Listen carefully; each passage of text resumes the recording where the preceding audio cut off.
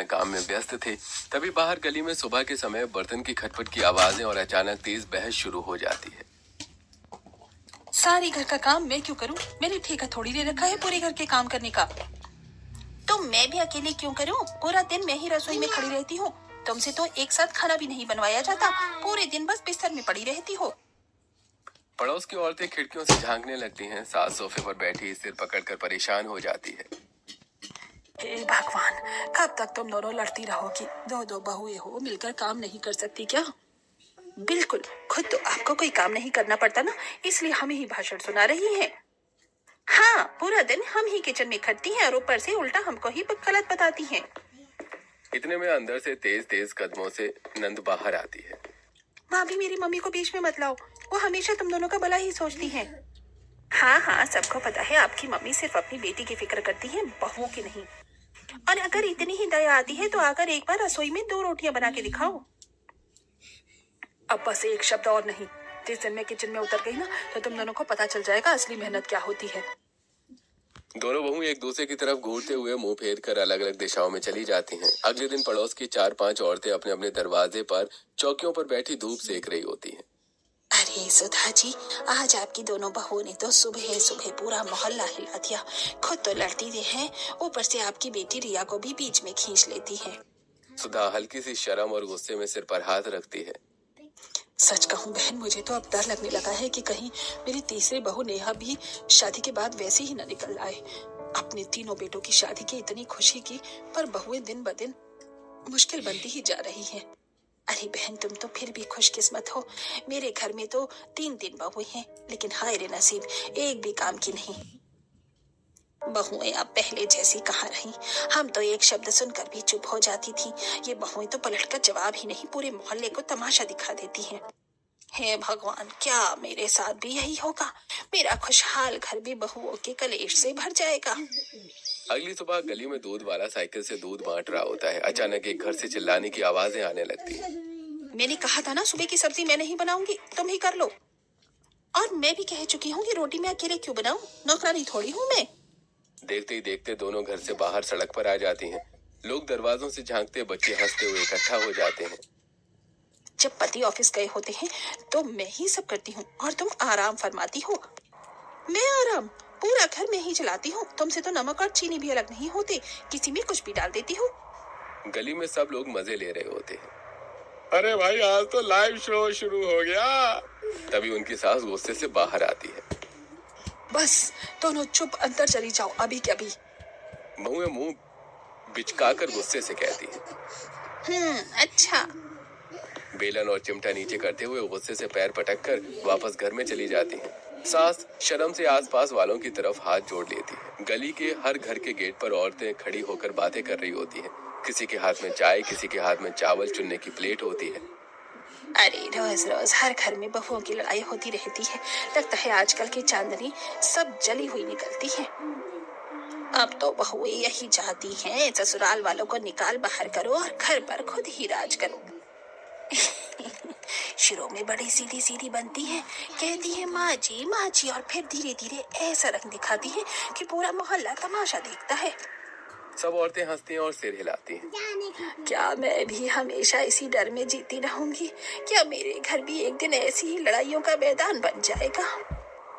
उनके चेहरे पर चिंता साफ दिखाई दे रही होती है। अगले दिन सुबह ड्राइंग रूम में प्रीतम अखबार मोड़कर रख लेते हैं और गंभीर होकर कमला देवी की तरफ देखते हैं। बच्चे भी सोफे पर बैठे होते हैं। प्रिया भी पास में मोबाइल लिए बैठी होती है। कमला, मैंने तुम्हें इतने रिश्ते दिखाए, लड़कों की उम्र हो रही है, अब तो कोई लड़की चुन ही लो। तुम तो किसी पर हामी ही नहीं भरती। शादी तो करनी ही है, लेकिन लड़की सोच समझ कर चुननी पड़ेगी। आजकल की लड़कियां दिन रात कलेश ही कलेश। पूरा मोहल्ला देख लो, बहुओं के झगड़े ही तो सुनाई देते हैं। ससुर एक फोटो एल्बम निकाल कर टेबल पर रख देते हैं। अच्छी अच्छी लड़कियों की फोटो लाया हूँ, देख लो। कमला देवी एक एक तस्वीर देखती है, पर हर फोटो पर नाक भूं सिकोड़ देती है। शक्ल सूरत पर भरोसा। आजकल शुरुआत में हर लड़की सीधी बनती है, फिर रंग दिखाने लगती है। मम्मी को हर लड़की में कमी लगती है। हे भगवान, बस मेरी बहुएं सही निकल आए, बस यही डर है। 2-3 दिन में सारा परिवार कई घरों में रिश्ते देखने जाते हैं। कहीं लड़की बहुत बोलने वाली, कहीं बहुत चुप, कहीं घर वालों का रवैया पसंद नहीं आता। हर बार नहीं, ये नहीं चलेगी। बहुत स्मार्ट है, संभालेगी नहीं। बहुत सीधी है, घर चलाएगी नहीं। बेटे थक जाते हैं और कमला माथा पकड़ लेती है। अरे कमला, तुम्हें कौन सी देवी चाहिए? एक दिन एक साधारण सुसंस्कारी मेहनती लड़की के परिवार में जाते हैं। लड़की सबके लिए चाय नाश्ता लाती है। कमला देवी उसकी हर बात ध्यान से देखती है और पहली बार मुस्कुराती है। यही ठीक है।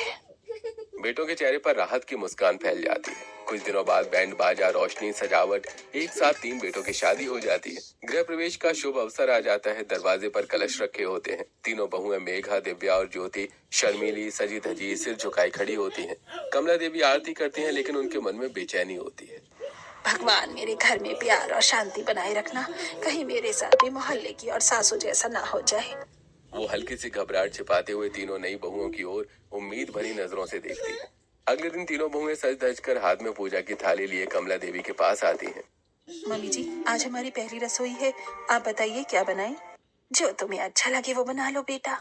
नहीं मम्मी जी, पहली रसोई है, हम वही बनाएंगे जो आपको पसंद हो। जी मम्मी, आपकी पसंद सबसे पहले। चलो ठीक है, मुझे आलू गोभी, दाल तड़का और गरम गरम फुलके बहुत पसंद है। और खीर भी बिना मिठाई, पहली रसोई अधूरी है।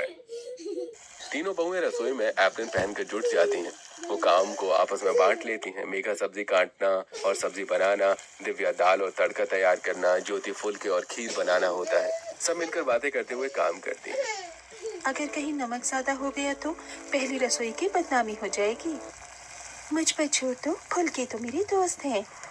तीनों खिलखिलाकर हंसती हैं। खाना पकने की खुशबू घर भर में फैल जाती है। सब लोग डाइनिंग टेबल पर बैठे होते हैं। सास, ससुर और तीनों भाई एक एक निवाला चखते हैं। वाह, ऐसा स्वाद तो बरसों बाद मिला। हमारी बहुएं तो कमाल है। पहले ही दिन मिलकर काम किया। तीनों बहुएं एक दूसरे की ओर देखकर मुस्कुराती हैं। भाभी, अब रोज ऐसा ही खाना बनाती ना।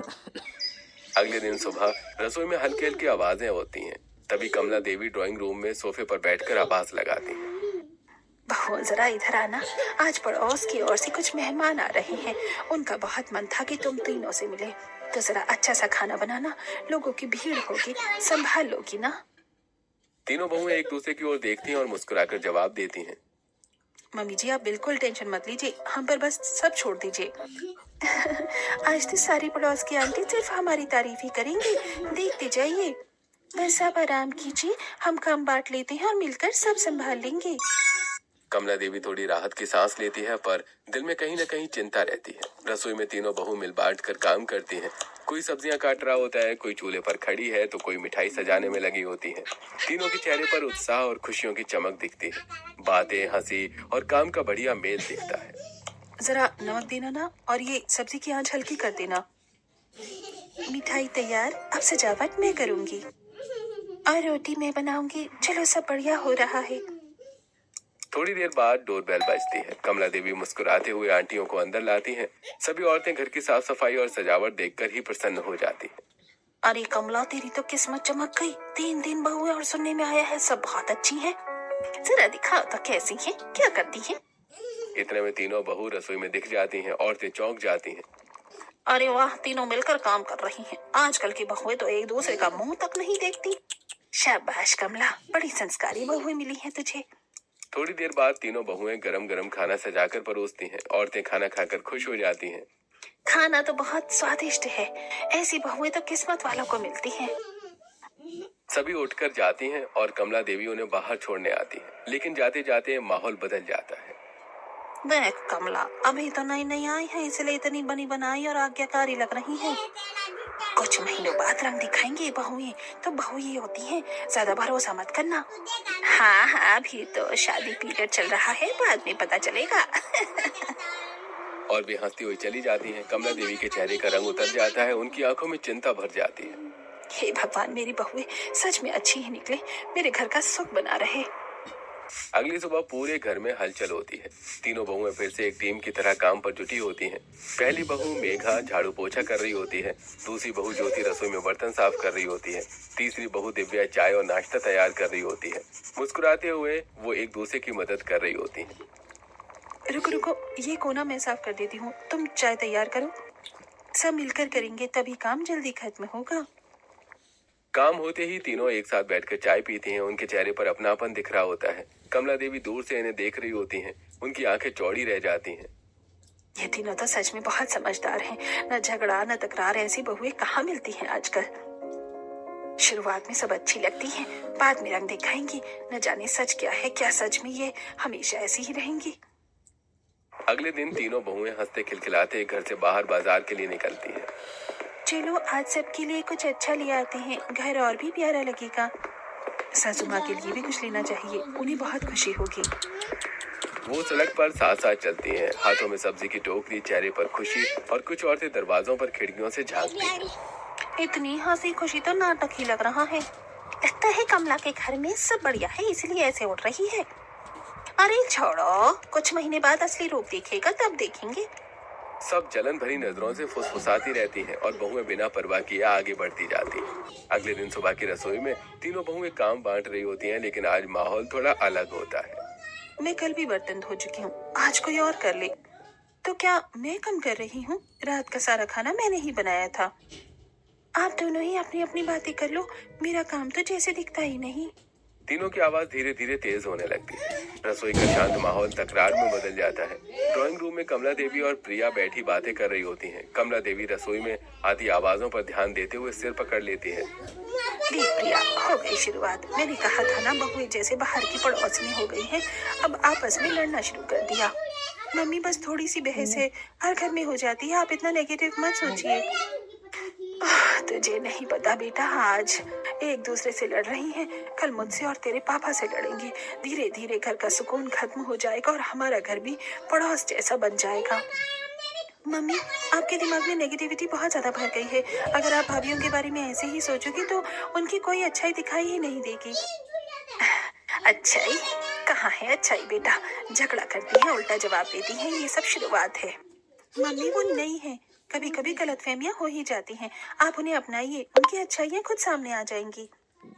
कमला देवी फिर रसोई की तरफ चिंतित नजरों से देखती हैं। अगले दिन सुबह रसोई में तीनों बहुएं फिर से एक टीम की तरह काम कर रही होती हैं। कोई चपाती सेक रही है, कोई सब्जी पैक कर रही है, कोई नंद, ससुर और पतियों के टिफिन तैयार कर रही है। तीनों के बीच खुशी का माहौल रहता है। देखो, ये सब्जी भी पैक कर दूं ना? हाँ हाँ, मैं पराठे डाल देती हूँ। कमला देवी दूर से ये सब देखकर मुस्कुराती हैं। शायद सच में मेरी बहुएं बहुत अच्छी हैं, काम भी मिलकर करती हैं और घर में शांति भी रहती है। उनका मन धीरे धीरे खुश होने लगता है। अगले दिन दोपहर में कमला देवी और उनकी बेटी प्रिया ड्राइंग रूम में बैठी बातें कर रही होती हैं। बहुत दिन हो गए गाजर का हलवा खाए, बड़ा मन कर रहा है। मैं कह दूंगी, भाभीियों को बना देंगी। इसी बीच बड़ी बहू मेघा किनारे से ये बात सुन लेती है। वो बिना समय गंवाए बाकी दो बहुओं को बताती है। चलो मम्मी जी के लिए गाजर का हलवा बनाते हैं, उनका मूड भी अच्छा हो जाएगा। बिल्कुल, अभी बनाती हैं। तीनों काम बांट लेती हैं। मेघा गाजर छीलती है, दिव्या गाजर कद्दूकस करती है और ज्योति मावा और घी में हलवा भूनती है। रसोई में मीठी खुशबू फैलने लगती है। तीनों की मेहनत और प्यार मिलकर एक शानदार स्वाद बन जाता है। तीनों बहुएं ट्रे लेकर आती हैं। अरे वाह भाभी, मम्मी ने कल ही कहा था और आज ही हलवा भी बन गया। कमला देवी के एक चम्मच खाती है और चेहरे पर खुशी की चमक आ जाती है। अच्छा ही बना है। प्रिया गर्व से मुस्कुराती है, बहुएं भी थोड़ा शर्मा जाती हैं। अभी तक तो सब ठीक है, आगे देखना क्या होता है।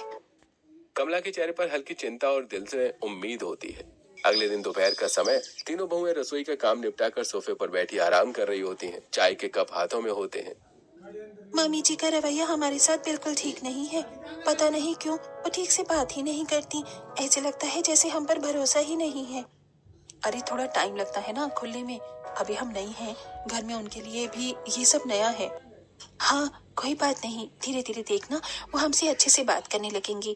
हम बस अपना प्यार और सम्मान बनाए रखें। शायद आप दोनों सही कह रही हो, हमारा फर्ज है कि हम सासू माँ का दिल जीतें। अगले दिन सुबह तीनों बहुएं फुसफुसाते हुए प्रिया के लिए सरप्राइज की प्लानिंग करती हैं। आज प्रिया का जन्मदिन है, कुछ खास करना चाहिए।